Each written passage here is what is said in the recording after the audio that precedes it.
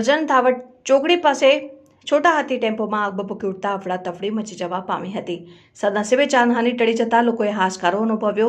વડોદરા જિલ્લામાંથી પસાર થતા રાષ્ટ્રીય ધોરીમાર્ગ નંબર 48 ઉપર આવેલ કરજણ નજીક એક છોટા હાથી ટેમ્પોમાં અચાનક આગ ભભૂકી ઉઠતા અફડાતફડી સાથે દોડધામ મચી. પ્રાપ્ત માહિતી અનુસાર કરજણના ધાવડ ચોકડી પાસે બપોરના સમયે બૂટ ચપ્પલનું વેસ્ટ મટીરિયલ લઈ વડોદરાથી ભરૂચ તરફ જતા છોટા હાથી ટેમ્પોમાં અગમ્ય કારણોસર આગ ભભૂકી ઉઠી હતી. આગને પગલે ધુમાડાના ગોટે ગોટા આકાશમાં ચડતા લોકોના જીવ તાળવે ચોંટ્યા હતા.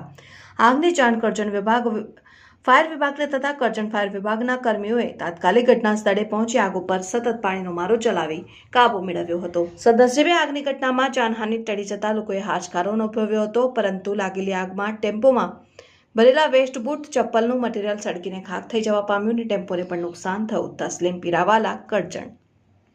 इस वीडियो को लाइक करें, हमारे चैनल को सब्सक्राइब कर बेल आइकन जरूर प्रेस करें हमारी न्यू वीडियो सबसे पहले देखने के लिए।